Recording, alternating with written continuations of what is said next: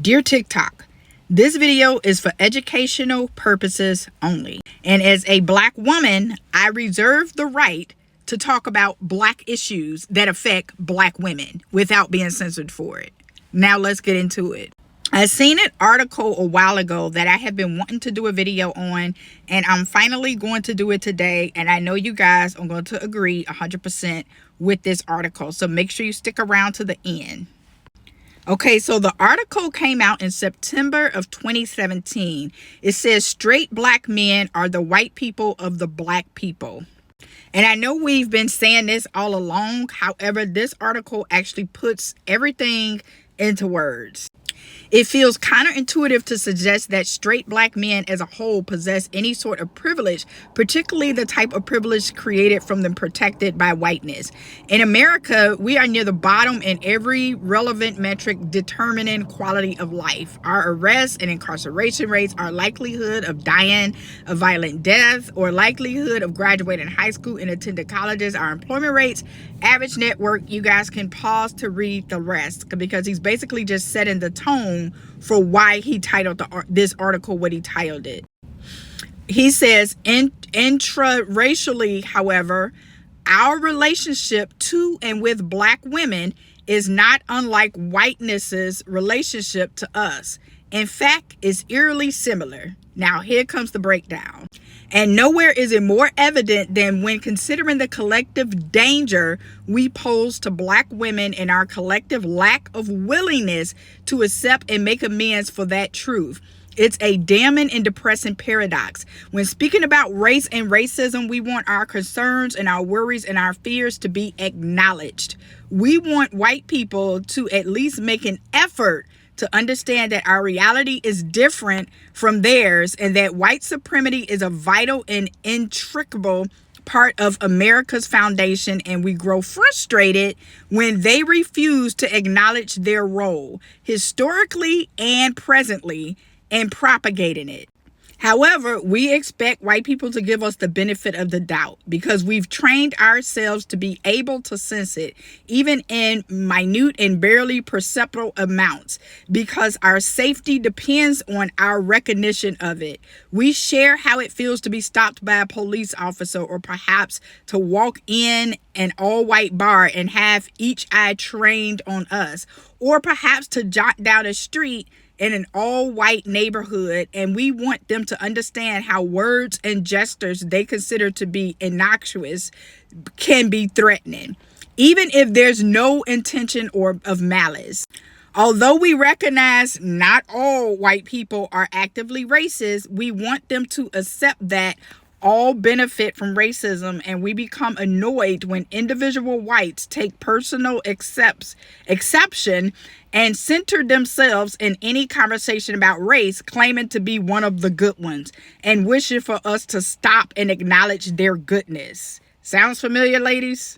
And it basically says that we do the same thing to Black women. And when Black women ask us to give them the benefit of the doubt about street harassment, sexual assault, and other forms of harassment and violence we might not personally witness, and when Black women tell us that allowing our cousins and brothers and coworkers and other guys to use misogynistic language propagates that culture of danger. And when Black women admit how scary it can be to get followed and approached by a man by waiting for the bus or walking home from work, and when Black women articulate how hurtful it is for our reactions to domestic abuse and their grapes and murderers to be what women need to do differently to prevent this from happening to them, instead of what we men need to do differently to prevent us from doing this to them.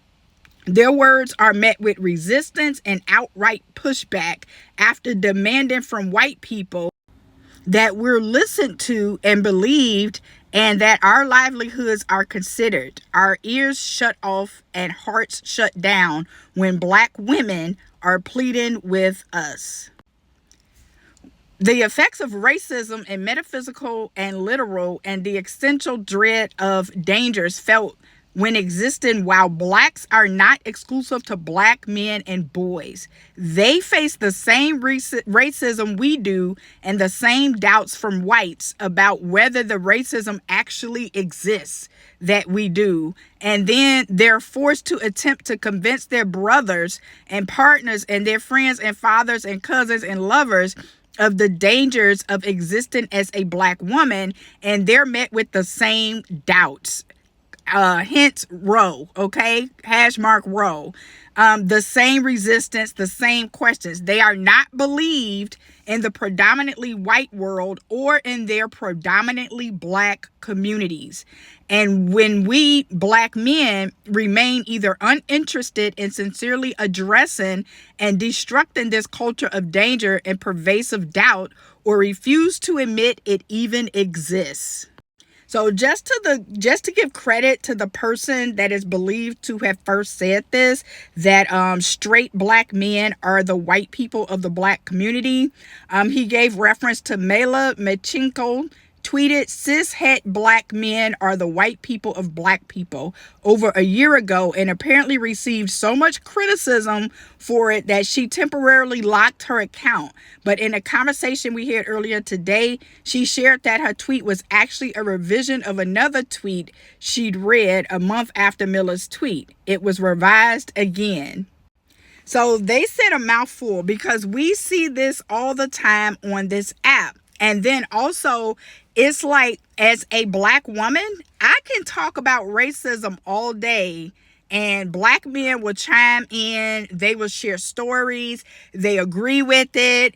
They talk about, oh, it's so hard being a black man in America. But the second I switch over to talk about how sexism is affecting black women within the black community, then those same black men who was waving their fists with me and raising their red, black, and green flags with me while I was talking about racism, now I'm bitter, or I'm corny for talking about issues that affect black women within the black community.